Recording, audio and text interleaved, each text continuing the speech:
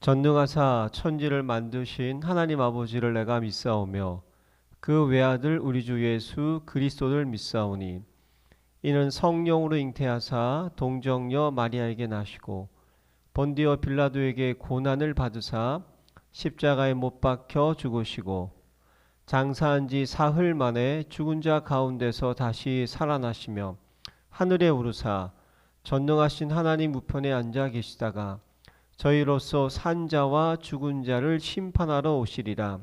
성령을 믿사오며 거룩한 공회와 성도가 서로 교통하는 것과 죄를 사하여 주시는 것과 몸이 다시 사는 것과 영원히 사는 것을 믿사옵나이다. 아멘. 성령께서 주신 여성 능력 선포문. 내가 가는 모든 현장에 사탄의 함정, 예틀, 올무의 흑암 조직은 산산이 부서질지어다. 내가 가는 모든 현장에 영적 문제를 가져다 주는 우상 제단은 철저하게 무너질지어다. 내가 만난 모든 문제에서 오는 염려, 두려움, 불안과 불신앙은 영원히 떠나갈지어다. 거룩한 성전이 된 내 몸에 드러나는 모든 질병과 약함과 유전병은 확실히 떠나갈지어다. 죽음의 공포와 지옥 권세는 완전히 소멸되고 이제 영생과 천국 기쁨으로 충만할지어다. 후대에 유전된 모든 질병과 악습은 단절되고 언약적 축복만 대대에 전달될지어다. 아멘. 행복한 정식기도 시간입니다. 아주 중요한 시간입니다. 미래는 완벽하게 준비되었다는 것입니다. 죽음 너머에, 멸망 너머에, 고난 이후에, 심판 이후에, 그게 진짜 승리하는 거예요. 그렇지 않습니까? 다른 사람은 끝났다고 하는데 그때 새로운 시작을 하는 사람, 가장 행복한 사람.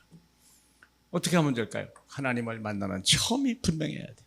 흔들리지 않으려면 주님을 어떻게 만날 것이냐. 주님을 수없이 만나요. 응답을 받으면요, 흔들리지 않겠죠. 제일 중요한 거, 응답은 내 생각과 반대쪽에 있다. 항상 응답은 반대쪽에 있다고.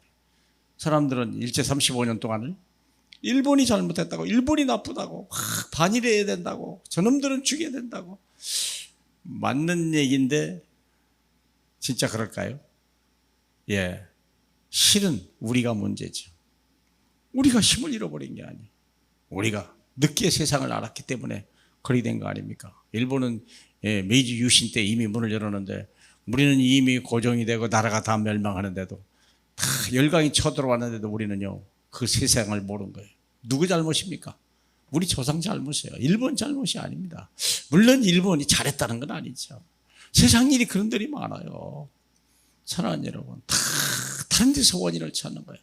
헬로윈 사건을 갖다가 애들에게 찾는 게 아니잖아요. 누구 찾아요? 소방서장이냐, 구청장이냐, 시장이냐, 행안부 장관이냐, 다른 데서 원인을 찾아요. 희생양을 찾아요. 그거 왜 그럴까요? 해답이 아니에요. 절대 응답이 아니에요. 축복이 아닙니다. 그건 응답이 아닙니다. 또 다른 문제 터지면 또 죽여야 될 거 아니에요. 진짜 해답은 어디에 찾느냐? 반대쪽에서. 그리고 보세요. 우상제양 시대에 어떻게 했을까 하는 거예요. 열왕기하 19장에 보니까 그때 엄청난 우상의 제단이, 이미 이스라엘 백성은 다 멸망하고 여호와의 제단은 무너지고 엘리야 혼자 남아있는 그 시대에 아합 왕이 이세벨의 아내를 막아. 이게 바알의 이게 그 골수 아닙니까? 그러게 아합 왕이 거기에 참 영향을 받은 거죠. 거기에 거짓 선자가 850명이나 있는데요, 너무 외로운 거예요.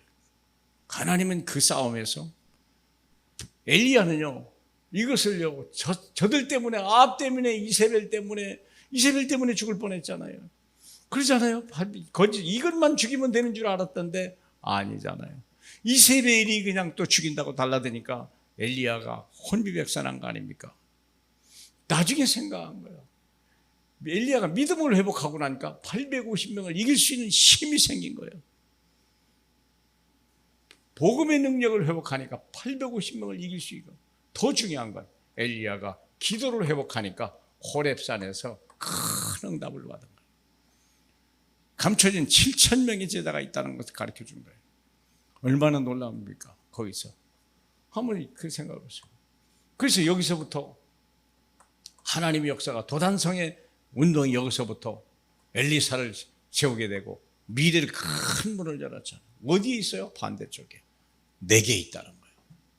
내가 믿음을 회복하고 내가 기도의 능력을 회복할 때 세상을 이길 수 있다는 거예요. 이들이 강해서가 아니에요. 내가 약하기 때문에 그런 거 아닙니까? 내가 잊어버려서 그래요. 두 번째, 포로 시대 이사야 6장 11절. 이사야의 예언은 포로를 갈 걸 전제로 그렇게 하죠. 11절에 보면 내가 이르되 주여 어느 때까지니까 하였더니 주께서 대답하시되 성읍들은 황폐하여 주민이 없으며 가옥들에게 사람이 없고 이 토지는 황폐하게 되며 여호와께서 사람들을 멀리 옮기셔서 이 땅 가운데에 황폐한 곳이 많을 때까지니이다. 이게 뭔 말이요? 바벨론 포로로 간다는 것을 예언한 거 아니겠습니까? 그런데 그 중에 10분의 1이 아직 남아있을지라도 이것도 황폐하게 될 것이나 밤나무와 상수리 나무가 배임을 당할래도 그 구루터기는 남아있는 것 같이 거룩한 씨가 이 땅의 구루터기니라. 분명히 하나님의 택한 백성들 중에 언약을 가지고 있는 구루터기가 있다는 거, 그걸 얘기하는 거예요.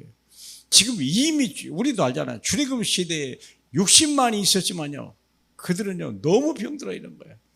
믿음을 가지고 출애굽까지는 했는데요, 가나안 땅에 들어갈 믿음이 없는 거예요. 누가 들어갔죠? 거룩한 씨가 들어갔어요. 광야에서 만나를 먹고 메추라기를 먹었던 그들, 만나를 먹었던 그들만이, 하늘의 음식을 먹은 그들만이, 하늘의 능력을 체험한 그들만이 가나안 땅을 정복한 거 아닙니까? 여러분의 믿음은 그 어떻습니까? 결국 우리는 생각할 때 포로로 끌려갔어요. 나라는 망했어요. 내 자식들은 내시로 끌려갔어요. 우리는 막 원망하고 불평하고 이제 끝났다, 어렵다. 그런데 하나님은 이사야에게 하나님이 보좌와 하나님의 서랍들이 살아있는 것과 거기에서 배임을 당하는 나무에서 거룩한 새로운 시작을 하신다는 이 엄청난 비밀을 드린 거예요. 그게 하나님의 계획이라는 거예요. 끌려가는 게, 포로로 잡혀가는 것이 하나님의 계획이요. 내 자녀들이 내시로 끌려가는 것 같지만 그게 바벨론을 정복하시는 하나님의 계획이라는 거예요. 반대쪽에 있다는 거예요. 내 생각과 너희 생각은 다르다. 이사야 55장 7절에 얘기하지 않습니까? 그러면 하나님의 생각과 우리 생각은 다르고요. 내 길과 너희 길은 전혀 다르다 그랬습니다. 세상이 보는 눈과 하나님이 보는 눈과는 다릅니다. 그러므로 우리는요, 하나님의 눈을 봐야 돼요. 하나님의 시선을 봐야 돼요. 하나님의 관심을 가질 때 우리는 문제를 축복으로 바꿀 수 있고요, 위기를 기회로 바꿀 수 있는 이 시대의 최고의 전도자의 사명을 감당할 줄로 믿습니다. 할렐루야. 영광 받게 합당하신 우리 주님, 절대 실망하지 말고 절대 속지도 말게 하고 오직 말씀 중심, 오직 기도 중심, 오직 증인 중심, 하나님 오직 이 시대를 살릴 유일한 전도자들로 우리를 불러주시니 감사합니다. 잘 믿음으로 감당하는 저희 되게 하옵소서. 예수 그리스도의 이름으로 축복하며 기도합니다. 아멘.